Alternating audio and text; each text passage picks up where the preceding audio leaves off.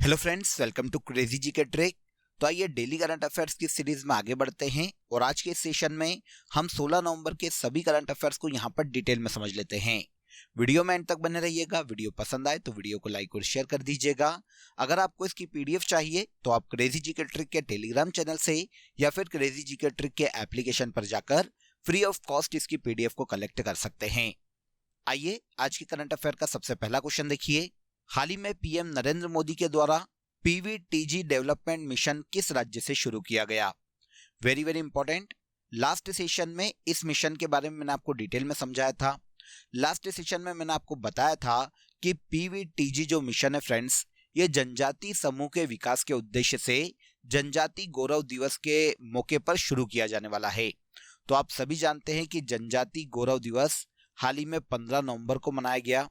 इस दिन भारत के पीएम नरेंद्र मोदी ने भारत के झारखंड राज्य से पीवीटीजी डेवलपमेंट मिशन को हाल ही में शुरू किया है। आंसर डी यहां पर सही हो जाएगा। अब ये झारखंड से इसलिए शुरू किया गया फ्रेंड्स क्योंकि झारखंड राज्य में बिरसा मुंडा की जन्म स्थली है जो कि जनजाति गौरव हैं। 15 नवंबर को बिरसा मुंडा की जयंती पर ही उनके जन्म स्थली उलीहातू जो कि देखिए झारखंड राज्य में स्थित है, यहां पर जनजाति गौरव दिवस के मौके पर पीवीटीजी मिशन को भारत के पीएम नरेंद्र मोदी ने लॉन्च किया है। आप सभी जानते हैं कि हाल ही में फाइनेंशियल ईयर 2023-24 के बजट में इस मिशन की घोषणा की गई थी और इस मिशन पर ऑल ओवर जो कुल लागत आने वाली है वो 24,000 करोड़ रुपए है।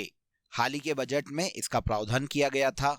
उद्देश्य मैंने आपको अभी बताया, जनजाति समूहों की सामाजिक और आर्थिक स्थिति में सुधार करना इस योजना या मिशन का मुख्य उद्देश्य है।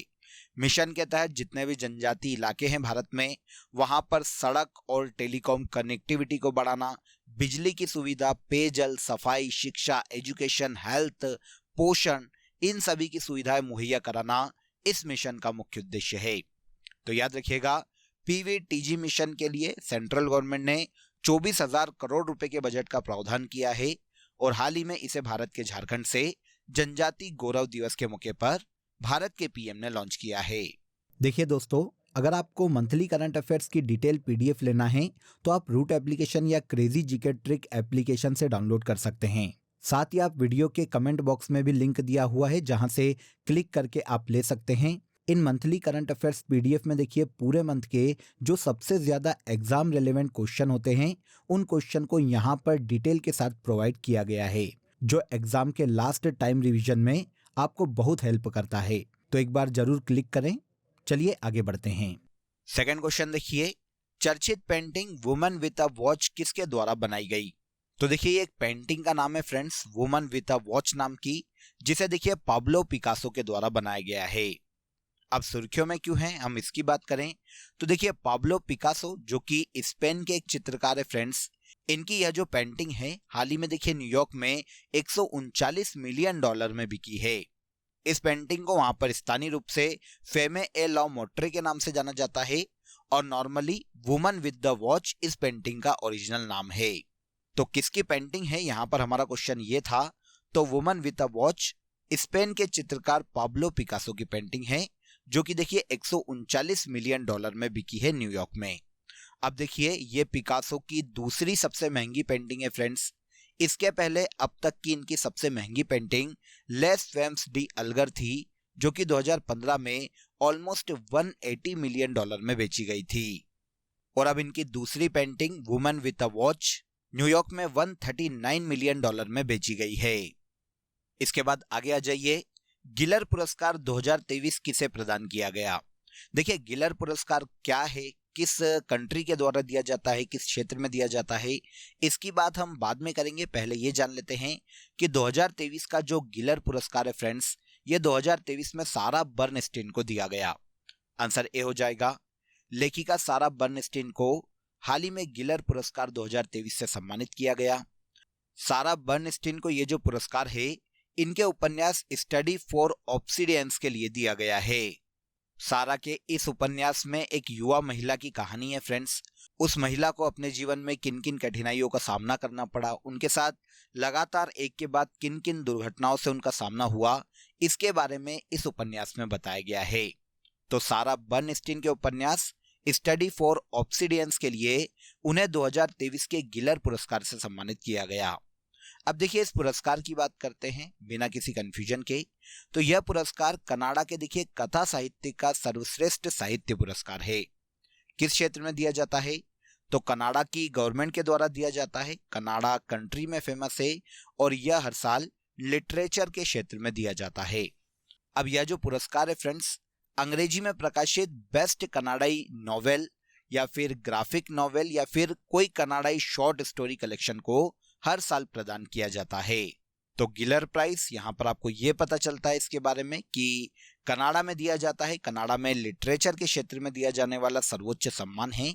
इसकी शुरुआत कनाडा में 1994 में की गई थी। 2023 का यह जो पुरस्कार है कनाडाई लेखिका सारा बर्नस्टीन को हाल ही में प्रदान किया गया। हाल ही में सिटीज के रिव्यू और सिग्निफिकेंट ट्रेड से भारत के किस वृक्ष को हटाने का निर्णय लिया गया? देखिए पहले यहाँ पर इस संस्था के बारे में जान लेते हैं, इस ऑर्गेनाइजेशन के बारे में जान लेते हैं कि ये सिटीज है क्या। तो देखिए पूरे वर्ल्ड में वन्य जीवों और वनस्पतियों की जो लुप्तप्राय प्रजातियां हैं उन पर जो अंतर्राष्ट्रीय ट्रेड होता है उसके लिए कन्वेंशन का आयोजन सिटीज के द्वारा करवाया जाता है। अब ये एक अपनी सूची निकालता है, एक लिस्ट निकालता है जिसका नाम है देखिए रिव्यू और सिग्निफिकेंट ट्रेड। अगर किसी भी वस्तु को वो इस ट्रेड में शामिल कर लेता है या इस बैठक में शामिल कर ली जाती है कोई भी वस्तु, तो जिस भी कंट्री की वो वस्तु है वो कंट्री अपने उस प्रोडक्ट को एक्सपोर्ट नहीं कर पाएगी। मतलब आप यहाँ पर ये समझिए कि उस पर बैन लग गया। लेकिन अगर अपनी बैठक में सिटीज रिव्यू और सिग्निफिकेंट ट्रेड से किसी भी वस्तु को वापस बाहर कर देती है, नकारात्मक सूची से बाहर कर देती है, तो वो पर्टिकुलर देश अपने उस प्रोडक्ट का वापस एक्सपोर्ट कर सकता है। तो हाल ही में देखिए सिटीज की 77वीं बैठक का कन्वेंशन का आयोजन हाल ही में स्विट्जरलैंड के जेनेवा में किया गया। इस बैठक में भारत के लाल चंदन को रिव्यू ऑफ सिग्निफिकेंट ट्रेड मतलब RST से हटाने का निर्णय लिया गया। तो आंसर हो जाएगा आंसर सी। कौन सा प्रोडक्ट है ये जो कि इस लिस्ट से बाहर किया गया? तो ये भारत का लाल चंदन है, रेड सैंडल्स है। इस संस्था ने अपनी बैठक में भारत के रेड सैंडल्स को निर्यात के लिए जो नेगेटिव सूची बनाई जाती है, जो नकारात्मक सूची बनाई जाती है, उससे बाहर करने का निर्णय लिया है। भारत में देखिए वर्ष 2004 में लाल चंदन की लकड़ी के अवैध व्यापार और कटाई के कारण सिटीज के द्वारा इसे अपनी नेगेटिव लिस्ट में शामिल किया गया था। अब 2023 में सिटीज ने अपनी बैठक में लाल चंदन को अपनी इस नेगेटिव लिस्ट से बाहर कर दिया है, जिसके कारण अब भारत भी अपने जो लाल चंदन है उसका एक्सपोर्ट कर पाएगा, जिससे देखिए भारत में लीगल जो रेड चंदन उगाया जाता है उनके किसानों को बढ़ावा मिलेगा, उनका विकास होगा और उन्हें उस वृक्ष को उगाने का मतलब लाल चंदन उगाने का अच्छा दाम प्राप्त होगा इंटरनेशनल मार्केट से। ऑल ओवर देखें तो अब भारत लीगली लाल चंदन को एक्सपोर्ट कर पाएगा विश्व के सभी देशों में। इसीलिए यह इंपॉर्टेंट हो जाता है, याद रखिएगा। सिटीज ने अपने रिव्यू ऑफ सिग्निफिकेंट ट्रेड की सूची से भारत के लाल चंदन को बाहर किया है। इसके बाद नेक्स्ट देखिए, हाल ही में स्मृति ईरानी द्वारा शुरू किए गए नए टॉक शो का क्या नाम है? ये क्वेश्चन भी इंपॉर्टेंट है, नोट कर लीजिएगा। हाल ही में देखिए स्मृति ईरानी जो कि भारत में सेंट्रल मिनिस्टर है फ्रेंड्स, इन्होंने अपना एक नया टॉक शो शुरू किया है जिसका नाम है नई सोच नई कहानी, a radio journey with Smriti Irani. Answer भी हो जाएगा। केंद्रीय महिला एवं बाल विकास मंत्री है स्मृति ईरानी, आपको इनके बारे में पता होगा, काफी सुर्खियों में रहती है। इन्होंने देखिए भारत में जो एंटरप्रेन्योर महिलाएं हैं जो अलग अलग सेक्टर से जुड़ी हुई है, जैसे स्पोर्ट्स से जुड़ी हुई है, हेल्थ सेक्टर से जुड़ी हुई है या फिर फाइनेंस सेक्टर से जुड़ी हुई है, ऐसी महिलाओं की सफलता की कहानियां बताने के लिए आकाशवाणी पर एक टॉक शो शुरू किया है खुद का, जिसका नाम है नई सोच नई कहानी, a radio journey with Smriti Irani. अब आपको उद्देश्य पता चल ही गया होगा कि पूरे भारत में महिलाओं को स्टार्टअप लगाने के लिए बढ़ावा देना, उन्हें अपने क्षेत्र में नई ऊंचाइयां छूने के लिए प्रोत्साहित करना इस टॉक शो को आयोजित किए जाने का मुख्य उद्देश्य है। यहाँ पर जितनी भी महिलाएं हैं, चाहे वो स्टार्टअप से संबंधित हो, किसी भी सेक्टर से संबंधित हो, वो अपनी सफलताओं की कहानियां यहाँ पर बताएगी, इस टॉक शो में बताएगी, ताकि भारत में सभी महिलाओं को खुद के बिजनेस स्टार्ट करने के लिए या किसी भी सेक्टर में आगे बढ़ने के लिए मोटिवेट किया जा सके। तो टॉक शो का क्या नाम है? नई सोच नई कहानी, a radio journey with Smriti Irani. हाल ही में यह जो टॉक शो है यह आकाशवाणी पर शुरू किया गया है। इसके बाद आइए, भारत का 42वां अंतर्राष्ट्रीय व्यापार मेला कहाँ आयोजित किया जा रहा है? तो भारत का 42वां इंटरनेशनल ट्रेड फेयर देखिए भारत की राजधानी नई दिल्ली में आयोजित किया जा रहा है। आंसर ए हो जाएगा। भारत में इंटरनेशनल ट्रेड को बढ़ावा देना, उनसे संबंधित जो भी कठिनाइयां हैं, जो भी प्रॉब्लम है, जो भी हर्डल है, उसे सॉर्ट आउट करना इस व्यापार मेले को आयोजित किए जाने का मुख्य उद्देश्य है। इस साल ये 42वां अंतर्राष्ट्रीय व्यापार मेला है फ्रेंड्स, जो कि देखिए नई दिल्ली के प्रगति मैदान में आयोजित किया जा रहा है। अब यहाँ पर देखिए उद्घाटन या इसका इनॉग्रेशन की बात करें तो ये भारत के केंद्रीय वाणिज्य एवं उद्योग राज्य मंत्री अनुप्रिया पटेल ने किया। आयोजन कौन करवा रहा है? तो इस ट्रेड मेले का आयोजन इंडिया इंटरनेशनल ट्रेड फेयर के द्वारा किया जा रहा है। तो याद रखिएगा, भारत का 42वां अंतर्राष्ट्रीय व्यापार मेले का आयोजन भारत की राजधानी नई दिल्ली में किया जा रहा है। नवा भारत अंतर्राष्ट्रीय विज्ञान महोत्सव 2024 किस राज्य में आयोजित किया जाएगा? यह क्वेश्चन भी इंपॉर्टेंट है, नोट कीजिएगा। देखिए, नवा भारत अंतर्राष्ट्रीय विज्ञान महोत्सव अगले साल 2024 में हरियाणा राज्य में आयोजित किया जाने वाला है। आंसर डी यहां पर करेक्ट हो जाएगा। देखिए फ्रेंड्स, पूरे भारत में विज्ञान के प्रति, साइंस के प्रति लोगों को मोटिवेट करना, साइंस से क्या क्या नॉर्मल जीवन में जो हर्डल है वो सॉर्ट आउट किए जा सकते हैं, नॉर्मल जीवन में साइंस कितना ज्यादा मदद कर सकता है इंसानों के, इसके बारे में जागरूकता फैलाने के लिए नवा भारत अंतर्राष्ट्रीय विज्ञान महोत्सव का आयोजन अगले साल 2024 में 17 से लेकर 20 जनवरी तक हरियाणा के फरीदाबाद में आयोजित किया जाएगा। उद्देश्य, जैसा कि अभी मैंने आपको बताया, पूरे भारत में लोगों को साइंस के प्रति मोटिवेट करना, पूरे भारत में जितने भी साइंस के स्टूडेंट हैं, जितने भी टीचर्स हैं, साइंटिस्ट हैं या फिर रिसर्चर्स हैं, ऐसे लोगों को एक मंच प्रदान करने के उद्देश्य से अंतर्राष्ट्रीय विज्ञान महोत्सव का आयोजन किया जाता है। सबसे पहली बार देखिए 2015 में पहले अंतर्राष्ट्रीय विज्ञान महोत्सव का आयोजन IIT दिल्ली में किया गया था और लास्ट बार जनवरी 2023 में इसी साल 8वें भारत अंतर्राष्ट्रीय विज्ञान महोत्सव का आयोजन मध्य प्रदेश के भोपाल में किया गया था। अब नेक्स्ट ईयर 2024 में 9वें भारत अंतर्राष्ट्रीय विज्ञान महोत्सव का आयोजन हरियाणा के फरीदाबाद में किया जाएगा। 10th ASEAN defence minister meeting plus का आयोजन कहां किया जा रहा है? तो यहां पर देखिए, नाम से आपको समझ में आएगा कि ये आसियान के डिफेंस मिनिस्टर्स की बैठक है फ्रेंड्स। इस साल 2023 में आसियान के डिफेंस मिनिस्टर की 10वीं बैठक का आयोजन इंडोनेशिया की राजधानी जकार्ता में किया जा रहा है। अब आप सभी जानते हैं कि भारत के जो रक्षा मंत्री या डिफेंस मिनिस्टर है वर्तमान में राजनाथ सिंह है, इसीलिए भारत की ओर से इस बैठक में भारत के डिफेंस मिनिस्टर राजनाथ सिंह ने भाग लिया। आसियान की जितनी भी कंट्रीज है उनके मध्य में देखिए सुरक्षा या सिक्योरिटी से संबंधित जितने भी चुनौतियां हैं उनसे निपटना और आपसी सहयोग को स्थापित करना इस मीटिंग को आयोजित किए जाने का मुख्य उद्देश्य है। तो 2023 में 10वें ASEAN defence minister meeting plus का आयोजन हाल ही में इंडोनेशिया की कैपिटल जकार्ता में किया गया। अब देखिए, आसियान के बारे में आप सभी ने सुना होगा। यह दक्षिण पूर्वी एशियाई देशों का एक संगठन है फ्रेंड्स, जिसमें 11 मेंबर कंट्री है। इस संगठन की स्थापना 8 अगस्त 1967 में की गई थी।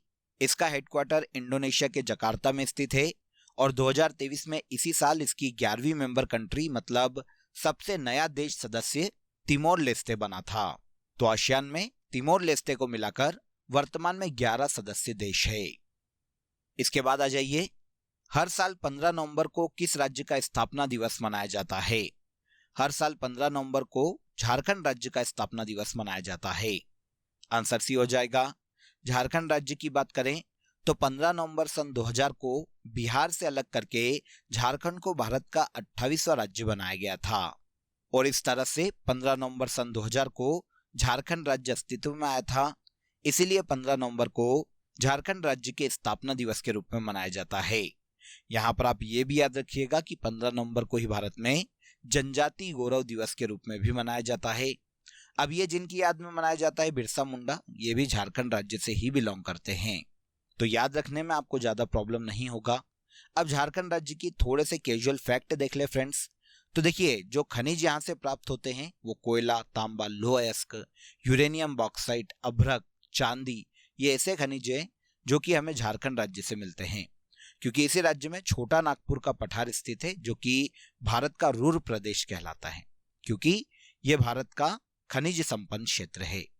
यहाँ पर नॉर्मली क्योंकि जनजाति क्षेत्र ज्यादा है तो सोहराई, सरहुल और माघे पर्व सबसे ज्यादा मनाए जाते हैं।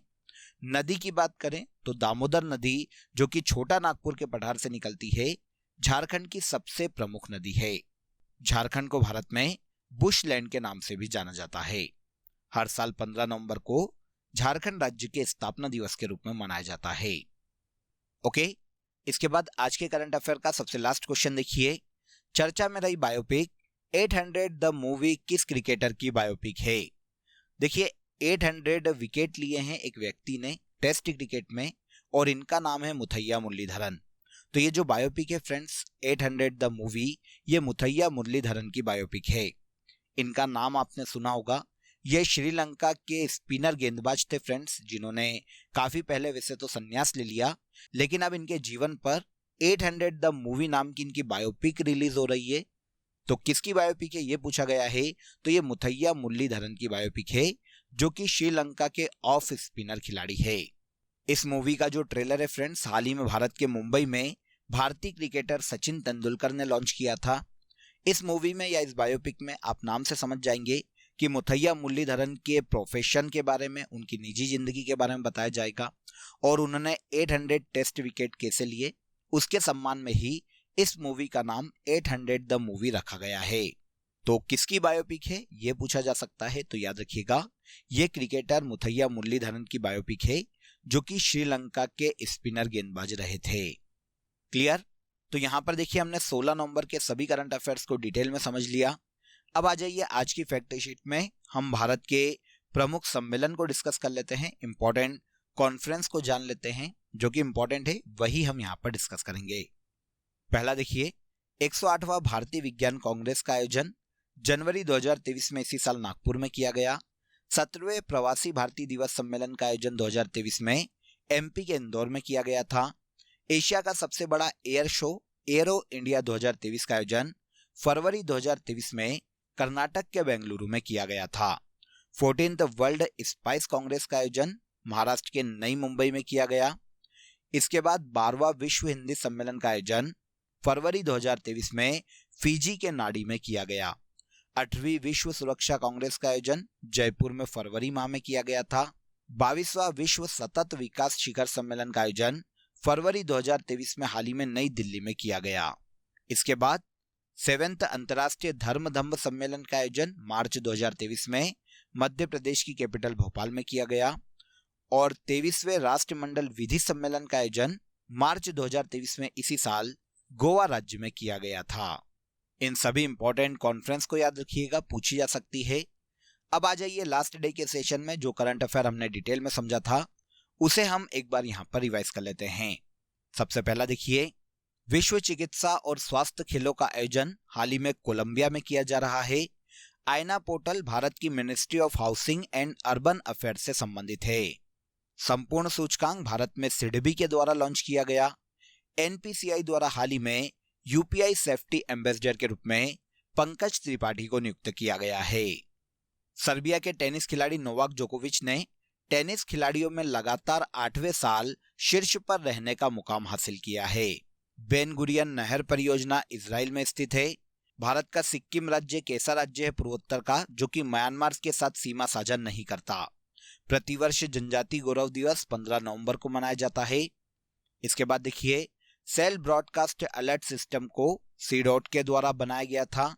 और लास्ट है FIH hockey mains junior world cup 2023 का आयोजन मलेशिया के कुआलालंपुरम में किया जाएगा। ये सभी ऐसे करंट अफेयर हैं फ्रेंड्स जिन्हें हमने लास्ट डे के सेशन में डिटेल में समझा था।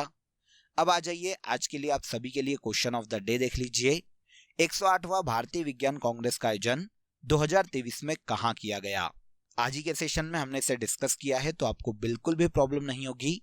इजीली आप कमेंट बॉक्स में इसका आंसर दे पाओगे। कमेंट में जरूर बताइएगा कि इसका आंसर क्या है। इसके अलावा दोस्तों आप सभी के लिए एक इम्पॉर्टेंट अपडेट है। अब आपके लिए क्रेजी जीके ट्रिक के सभी कोर्सेस वेबसाइट पर भी अवेलेबल है। ये सभी कोर्सेस आप सभी की रिक्वायरमेंट और लेटेस्ट एग्जाम पैटर्न को ध्यान में रखकर डिजाइन किए गए हैं। यहाँ हम बेसिक कॉन्सेप्ट के साथ साथ कॉम्प्रिहेंसिव लर्निंग पर फोकस करते हैं, तो एक बार जरूर वेबसाइट पर विजिट करें। इसका लिंक आपको डिस्क्रिप्शन बॉक्स में दिया गया है। तो आज के इस वीडियो में बस इतना ही। अगर वीडियो अच्छा लगा हो तो वीडियो को लाइक और शेयर कर दीजिए, चैनल को सब्सक्राइब कर लीजिए। कल फिर मुलाकात करेंगे नेक्स्ट डे के करंट अफेयर में। तब तक अपना ख्याल रखिए। जय हिंद, जय भारत।